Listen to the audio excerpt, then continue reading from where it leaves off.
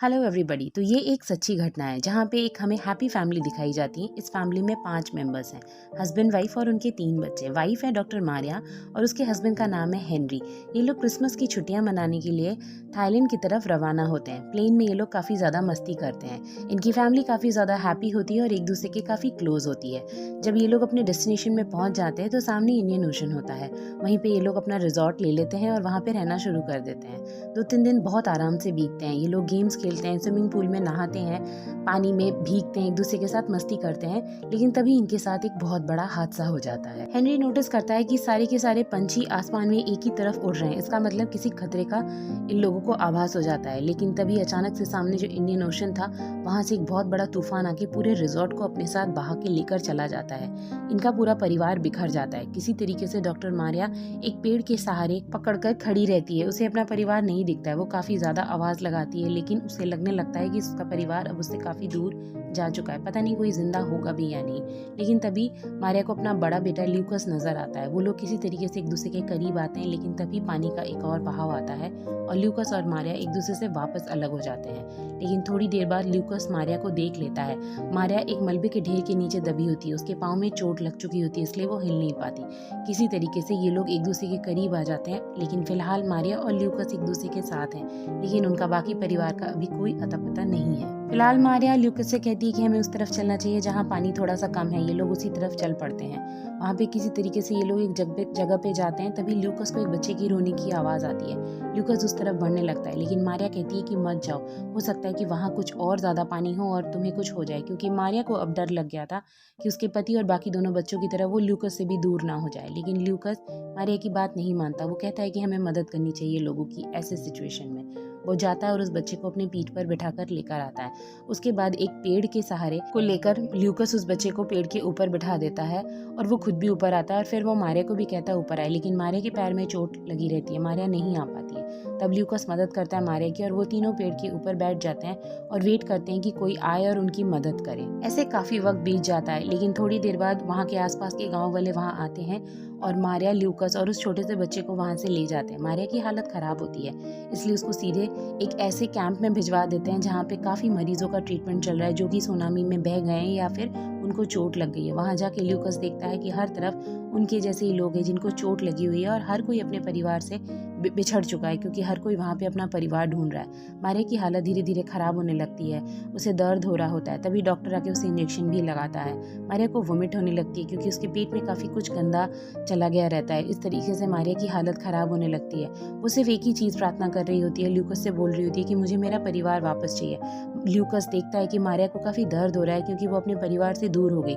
ऐसे ल्यूकस को फील होता है कि यहाँ पे और भी लोग हैं जो अपने परिवार से अलग हो चुके हैं। तभी एक आदमी आता है जो बुरी तरीके से अपने परिवार को ढूंढ रहा होता है। मारिया के कहने पर ल्यूकस उस आदमी के पास जाता है और वहाँ उस आदमी के परिवार की फोटो देखता है जहाँ वो अपने बेटे को ढूंढ रहा होता है। अब ल्यूकस सोचता है कि ऐसे कितने ही लोग होंगे जो अपने परिवार से बिछड़ गए हैं, इसलिए वो एक पेन और पेपर लेके हर किसी के परिवार की डिटेल्स नोट करता है कि अगर वो उन लोगों को आपस में मिला सके। बस एक कोशिश करना चाहता था वो, और इस तरीके से वो हर किसी के पास जाता है। लेकिन तभी ल्यूकस एक बच्चे से मिलता है। ल्यूकस समझ जाता है ये वही बच्चा है जो आदमी अभी थोड़ी देर पहले अपने बेटे को ढूंढ रहा था। वो दोनों को मिला देता है। जब वो दोनों आपस में गले मिल रहे होते हैं, ल्यूकस को अपने डैड की बहुत याद आती है, इसलिए वो तुरंत मारिया के पास जाता है। लेकिन मारिया के बेड पे अब मारिया नहीं है, कोई और लेटा हुआ है। ल्यूकस घबरा जाता है। उसे लगता है कि मारिया को कुछ हो गया है, मर गई है वो, इसीलिए उसको वहाँ से हटा दिया गया है। ल्यूकस काफी ज्यादा अपसेट हो जाता है। काफी लोगों से ल्यूकस अपनी माँ के बारे में पूछता है लेकिन उसे कुछ समझ में नहीं आता है। वो एक बच्चों के वार्ड में अब पहुंच चुका रहता है जहाँ सारे ऐसे बच्चे होते हैं जो अपने परिवार से अलग हो गए रहते हैं। वहीं दूसरी तरफ दिखाया जाता है जहाँ पे एक्चुअल रिजॉर्ट था जहाँ पे सुनामी आई हुई थी। वहाँ पे जो हेनरी है वो अभी भी जिंदा है। वो अपने परिवार को आवाज लगा रहा है। उसे नहीं पता इतनी देर में क्या हुआ। अब वहाँ पे रेस्क्यू टीम आती तो है हेलीकॉप्टर से, लेकिन हेनरी जाने से मना कर देता है क्योंकि उसे लगता है उसका परिवार वहीं कहीं है और वो श्योर होता है कि उसका परिवार जिंदा है। इसीलिए वो आवाज लगाता है। वो उस कमरे के अंदर भी जाता है जहाँ वो लोग रुके हुए होते हैं। जब हेनरी आवाज लगाता है तो हेनरी के बाकी दोनों बच्चे वहां से झांक रहे होते हैं। इसका मतलब ल्यूकस, मारिया और हेनरी और बाकी दोनों बच्चे यानी कि पांचों के 5 जिंदा थे लेकिन एक दूसरे से अलग हो चुके थे। हेनरी काफी खुश होता है अपने दोनों बच्चों को पाकर। इसके बाद हेनरी डिसाइड करता है कि अपने दोनों बच्चों को इस रेस्क्यू टीम के साथ वापस भेज देगा ताकि इनका इलाज हो सके, और वो वहीं पर रुककर मारिया और ल्यूकस को ढूंढेगा। उसके दोनों बच्चे शुरू में मना करते हैं लेकिन हेनरी उन्हें मना लेता है। वहाँ पे एक लेडी भी होती है जो हेनरी को कहती है कि आप चिंता मत करो, आप अपने बाकी परिवार को ढूंढो, हम इनका ध्यान रख लेंगे।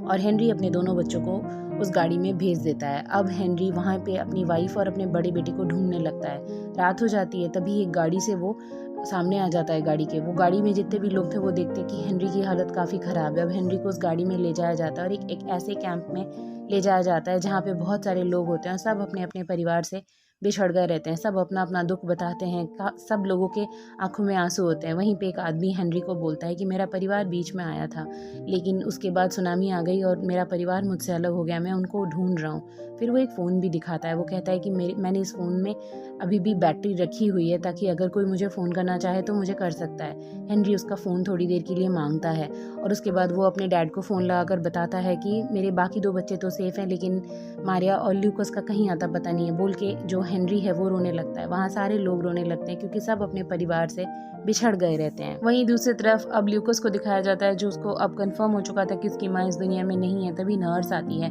और वो उसको मारिया के पास लेकर जाती है। वो बताती है कि मारिया का एक ऑपरेशन होना था इसलिए हमें वहाँ से लाना पड़ा। मारिया की रिपोर्ट चेंज हो गई थी इसलिए शायद हमें यहाँ पे मारिया की रिपोर्ट्स में तुम्हारा नाम नहीं मिल पाया और हम तुम दोनों को नहीं मिला पाए। फाइनली ल्यूकस अब मारिया के साथ है। वो रोने लगता है लेकिन मारिया की हालत काफ़ी ख़राब होती है। एक सर्जरी हो गई रहती है और दूसरी सर्जरी होनी बाकी है।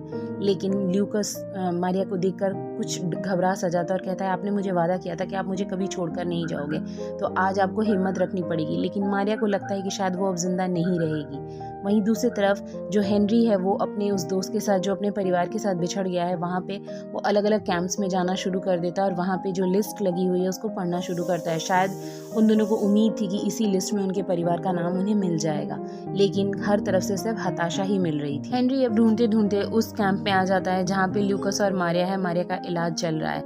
अब मारिया ल्यूकस को किसी काम के लिए बाहर भेजती है और कहती है पर्दा लगाते हुए जाना। ल्यूकस पर्दा लगा देता है और वहाँ उस काम के लिए चला जाता है। जैसे ही ल्यूकस बाहर आता है उसके डैड मारिया के रूम के पास से गुजरते हैं, लेकिन पर्दा लगा होने के कारण जो ल्यूकस के फादर हैं हेनरी वो मारिया को देख नहीं पाते। इसका मतलब अभी एट प्रेजेंट ल्यूकस, मारिया और हेनरी एक ही कैंप में मौजूद है लेकिन कोई किसी को देख नहीं पा रहा है। थोड़ी देर बाद ल्यूकस अपने फादर को देख लेता है और वो दौड़ के उनके पास जाने लगता है, लेकिन तब तक ल्यूकस के फादर आगे निकल गए रहते हैं इसलिए वो अपने पापा को नहीं देख पाता है और वहाँ पे वो पागलों की तरह अपने फादर को ढूंढने लगता है। थोड़ी देर बाद एक वहाँ पे ट्रक आता है बच्चों वाला जिसमें ल्यूकस के दोनों छोटे भाई भी मौजूद होते हैं। इसका मतलब एक ही कैंप की जगह पे अब पाँचों के पाँचों हैं लेकिन कोई किसी को देख नहीं पा रहा है। ल्यूकस जो है वो काफ़ी ज़्यादा परेशान हो जाता है, लेकिन थोड़ी देर बाद बच्चों का वो ट्रक जाने लगता है और ल्यूकस के दोनों भाई भी वहाँ से दूर जाने लगते हैं। इधर ल्यूकस के फादर भी उस कैंप से बाहर चले ही गए थे ऑलमोस्ट। ल्यूकस काफ़ी तेज़ से अपने पापा को चिल्लाता है पापा का नाम लेकर और ये आवाज़ जो है ये ल्यूकस के दोनों छोटे भाई सुन लेते हैं। वो दौड़कर ट्रक से नीचे आकर ल्यूकस के पास आ जाते हैं, दोनों गले लिखते हैं और तभी ल्यूकस सामने देखता है तो उसके फादर भी वहीं पे आ गए रहते हैं। फाइनली हेनरी अपने तीनों बच्चों के पास था। अब ल्यूकस जो है वो हेनरी को मारिया के पास लेकर जाता है। मारिया की एक और सर्जरी होनी थी लेकिन उसकी हालत काफ़ी ख़राब थी। मारिया को यकीन हो चुका था कि अब वो जिंदा नहीं रहेगी। वो हेनरी को बोलती है कि अब शायद वो वापस नहीं आएगी ऑपरेशन टेबल से, लेकिन हेनरी उसे यकीन दिलाता है कि तुम्हें कुछ नहीं होगा। मारिया को ले जाया जाता है ऑपरेशन के लिए। वहाँ उसको एक लेडी और मिलती है जिसका ऑपरेशन हुआ था। वो उसको काफ़ी ज़्यादा हिम्मत देती है और कहती है कि तुम बस ये सोचो कि तुम अपने परिवार के साथ हो। अब इस चीज़ से मारिया को काफ़ी ज़्यादा हिम्मत मिलती है। मारिया की सर्जरी हो जाती है। रात भर हेनरी और उसके तीनों बच्चे वेट करते हैं मारिया का।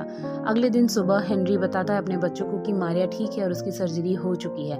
वहाँ पे तभी उसी कैंप में जो एक इंश्योरेंस वाला आता है हेनरी की कंपनी की तरफ से और उन लोगों को एक अलग ही प्लेन में बैठाकर लेकर चला जाता है ताकि उनको बेटर ट्रीटमेंट मिल सके और उनका जहाँ घर है वहाँ पे। मारिया प्लेन में होती है तभी ल्यूकस मारिया के पास जाता है और कहता है कि मैं आपका साथ कभी नहीं छोड़ूंगा।